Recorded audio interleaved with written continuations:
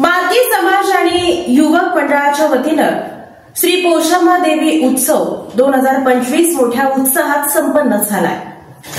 Budhwar Peth municipal colony येथे मादगी समाज युवक व पंच कमिटीच्या वतीने दरवर्षीप्रमाणे यंदाही मंगळवार दिनांक 15 जुलै रोजी श्री पोषम्मा देवी उत्सव मोठ्या श्रद्धा आणि उत्साहात पार पडला।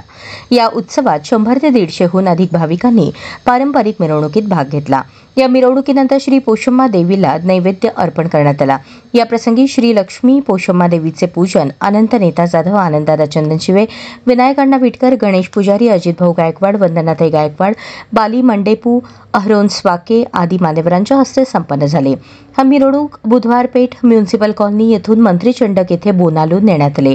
यावेळी समाजाचे मार्गदर्शक गोपाल पिडगुलकर, समाजाचे अध्यक्ष सुभाष स्वाके, सचिव नागराज रातल्लू, उपाध्यक्ष सूर्यम शांताल्लू, नरसप्पा चिनाकारम, कुमार अडाकुल, नागराज रातल्लू, खजिनदार रवी मॅत्रल्लू, कार्याध्यक्ष राजू सांगे, संघटक प्रमुख बाबा संतोल्लू, पंच सदस्य तुकाराम पेद्दोल्लू, व्यंकटेश मात्रल्लू, पांडुरंग रातल्लू, चेन्नैया सांगे, सिद्धराम सुंकेरेड्डी, चेन्नैया कोमुल्लू, व्यंकटेश केशपागा, यशवंत अड्डाकुल, रामकृष्ण यनमूल, अंबादास मंदोल्लू, गोपाल मंदोल्लू, कुमार सांगे, अक्षय यनमूल, MS ग्रुपचे अध्यक्ष नरेश मुन्ना केशपागा आदी समाजातील सर्व पदाधिकारी, कार्यकर्ते आणि भाविक मोठ्या संख्येने उपस्थित होते।